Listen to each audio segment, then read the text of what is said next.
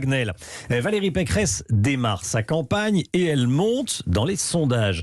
Elle arrive même au second tour dans le sondage IFOP fiducial pour le Figaro où elle est créditée de 17% des intentions de vote, soit un bond de 7 points. C'est beaucoup. Avec 17%, elle est même à égalité, Louis, avec Marine Le Pen.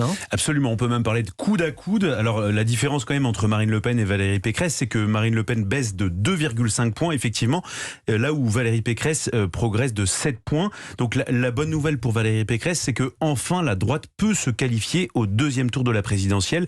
Et jusqu'à aujourd'hui, c'était pas toujours le cas dans les sondages. Donc pour l'instant, il faut quand même préciser que c'est à ce stade, puisque c'est une photographie à un instant T. Mais insistons quand même sur le fait qu'une hausse de 7 points dans les sondages, c'est beaucoup, c'est même rare. On peut donc parler d'un vrai effet depuis sa désignation comme candidate des Républicains pour la présidentielle.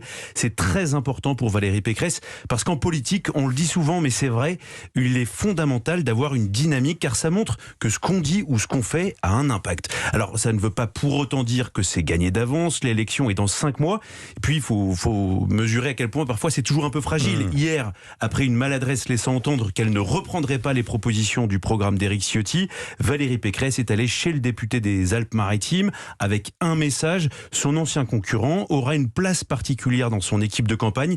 En clair, elle l'a compris et elle l'a expliqué, Valérie Pécresse doit et va composer avec Éric Ciotti. Louis, au second tour, toujours dans ce sondage, c'est même elle qui est la plus à même de battre Emmanuel Macron.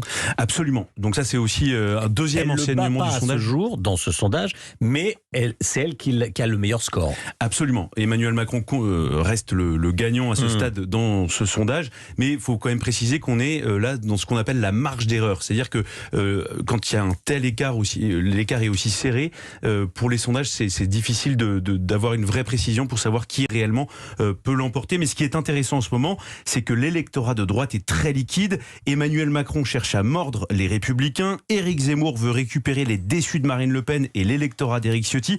Et Marine Le Pen, le vote populaire est celui d'Éric Ciotti.